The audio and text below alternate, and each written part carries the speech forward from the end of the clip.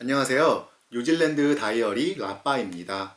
지금까지 뉴질랜드의 복지 제도 중 국민연금과 Working for Families Tax Credit에 대해서 알아보았습니다. 이 두 제도는 조건만 맞으면 대부분 놓치지 않고 받고 계실 것이라고 생각됩니다. 오늘은 이전 영상에서 말씀드린 것처럼 그 외의 중요한 복지 제도에 대해서 말씀드리겠습니다. 오늘 말씀드리는 것 중에는 조건이 되더라도 신청을 하지 않아서 받지 못하는 것들도 있으니까 꼭 주의 깊게 살펴보시기 바랍니다. 먼저 스터디 링크에서 제공하는 학생들을 위한 복지 제도부터 살펴보겠습니다. 스터디 링크는 우리나라의 보건복지부에 해당하는 Ministry of Social Development에서 제공하는 서비스로 학자금 대출, 학생 수당 뿐만 아니라 학생들을 위한 다양한 복지 제도를 시행하고 있습니다. 첫 번째로 학자금 대출은 뉴질랜드 시민권자이거나 영주권을 취득 후 뉴질랜드에서 3년 이상을 거주해야 신청할 수 있습니다. 이 학자금 대출은 단순히 등록금만을 대출해주는 것이 아니고 학업에 필요한 책이나 노트북, 그 외의 다양한 비품을 구입하는 비용은 물론 학업을 하는 동안 필요한 생계 자금까지 대출을 해주는 제도입니다. 혹시 아이를 키우고 있거나 장애로 인해 추가 비용이 필요한 경우에는 이 역시 대출금에 포함시킬 수 있습니다. 등록금과 수업료는 학생을 대신해서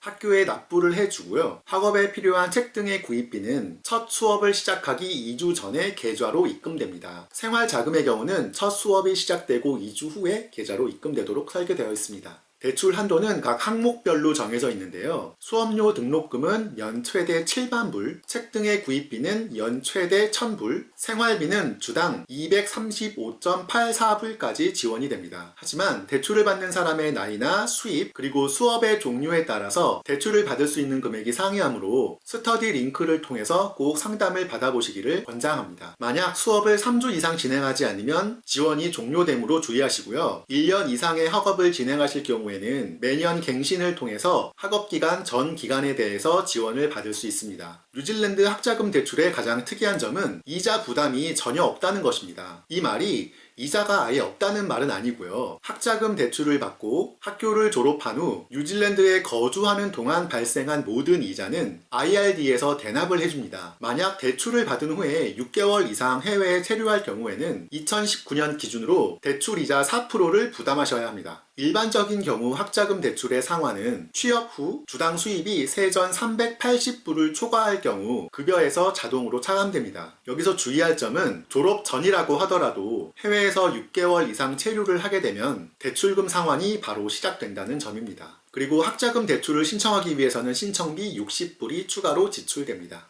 스터디 링크에서 제공하는 또 다른 중요한 서비스는 학생 수당인데요. 이 역시 뉴질랜드 시민권자이거나 영주권 취득 후 3년 이상 뉴질랜드에서 거주해야 합니다. 학생 수당은 나이 제한도 있는데요. 18세부터 65세까지로 제한됩니다. 이 학생 수당은 학자금 대출과 달리 상환의 의무가 없는 순수한 지원금입니다. 대출과 마찬가지로 나이, 수입, 강좌에 따라 지원금의 양이 달라지는데 파트너가 있고 저소득 가정의 경우는 주당 최대 494.7불이 지원됩니다. 결혼을 하지 않은 경우는 주당 대략 200불에서 300불 정도가 지원되는데요. 자세한 사항은 역시 스터디 링크에 직접 문의를 해보시기를 권장합니다. 이제 실업수당에 대해 한번 알아보겠습니다. 지난 시간에 알아보았던 Working for Families Tax Credit이 일을 할 때, 즉 직업이 있을 때 추가 지원금을 제공한다면 이 실업수당은 직업이 없는 경우, 즉 구직 중에 지원금을 주는 제도입니다. 실업수당을 받기 위해서는 역시 시민권자 혹은 영주권 이상이어야 하고요. 영주권의 경우 영주권 취득 후 2년 이상 뉴질랜드에서 거주해야 합니다. 나이 제한은 아이가 있는 경우와 없는 경우가 다른데 아이가 있는 경우는 만 20세 이상, 아이가 없는 경우는 만 18세 이상이 되어야 합니다. 이 실업수당은 꼭 실직 상태가 아니어도 파트타임으로 일하고 있으면서 풀타임 잡을 구할 경우에도 받을 수 있습니다. 다른 정책과 마찬가지로 상황에 따라 다양한 지원금 정책을 제공하고 있는데요. 최대로 지원을 받을 수 있는 경우는 부부이면서 아이가 있는 경우예요. 이 경우 주당 최대 391불까지 지원이 가능합니다. 이 실업수당의 경우는 우리나라와 마찬가지로 세미나에 참석을 한다던가 구직 활동을 증명해야 하는 필수 활동을 수행해야 합니다. 이번에는 주거안정지원금에 대해서 알아보겠습니다. 주거안정지원금도 시민권자 이상 혹은 영주권 이상에만 해당이 되고요. 나이 제한은 만 18세 이상이고 렌트 거주일 경우는 상황에 따라 55불에서 115불 이상을 렌트로 납입하거나 주택을 구매하였을 경우는 역시 상황에 따라 66불에서 136불 이상을 모기지로 납입하는 경우에 지원을 받을 수 있습니다. 이 주거안정지원금은 지역에 따라서 지원금이 또 달라지는데요. 최대 주당 305불까지 지원이 됩니다. 마지막으로 교육비에 대해서 알아보겠습니다. 교육비는 5세 미만의 자녀에 대한 지원금과 그 이상에 대한 지원금으로 크게 나눌 수 있습니다. 5세 미만의 아이에게 지원되는 지원금은 이 역시 영주권 이상인 경우에만 해당이 됩니다. 일반적인 경우에는 주당 9시간까지 지원이 되지만 아이를 돌봐줄 배우자가 없거나 일 혹은 공부 혹은 직업교육 때문에 아이를 돌볼 수 없거나 실업수당의 수급을 위해서 IRD에서 요구하는 필수 활동을 수행해야 하는 경우 등 특수한 경우에는 주당 최대 50시간까지 지원이 됩니다. 만약 이 시일을 통해서 20시간의 지원을 받고 있다면 이 20시간을 포함하여 주당 50시간이 계산됩니다. 5세 이상에 대한 지원금은 오스카 서브시디라고 하는데요. Out of School Care and Recreation의 약자입니다. 다른 지원금과 마찬가지로 이 역시 영주권 이상이어야 하고 아이가 학교에 다니고 만 14세 미만일 경우에 해당이 됩니다. 그리고 방과 전후 활동을 주당 최소 3시간 이상을 다녀야 이 지원금을 신청할 수 있습니다. 이 지원금은 아이가 다니는 시설에 직접 납부가 되고요. 학기 중에는 주당 최대 20시간, 방학 중에는 주당 최대 50시간까지 지원이 됩니다.